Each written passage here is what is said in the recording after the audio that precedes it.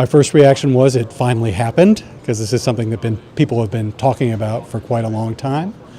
Then I thought, well, this will be an interesting moment because these Korea negotiations that everybody's focused on really need strong leadership at the State Department, and it's likely that Secretary Pompeo will be more closely aligned with the president than Secretary Tillerson was. Secretary Tillerson had a view that the Iran deal was something worth preserving, and he advocated for that with the president, and he worked with European allies to try and come up with arrangements that would allow the United States to remain in the Iran deal.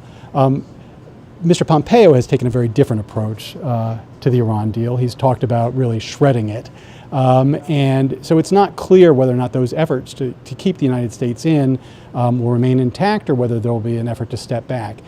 His views on torture were on sort of an extreme end of the spectrum. He spoke of people who conducted abuse during the Bush administration as heroes. He offered an openness to thinking about returning to those abusive techniques.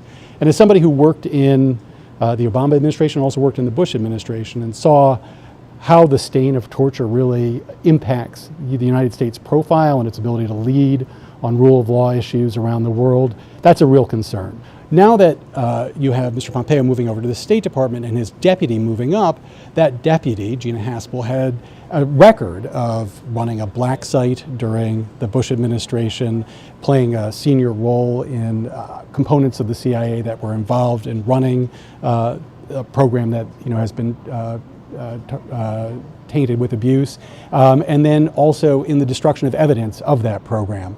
So there's a concern that whereas you had just one cabinet secretary who was aligned with the president's instincts, you could potentially have two. Now, we don't know what the new CIA director's sort of positions are on this because she hasn't spoken about it, but her record is concerning.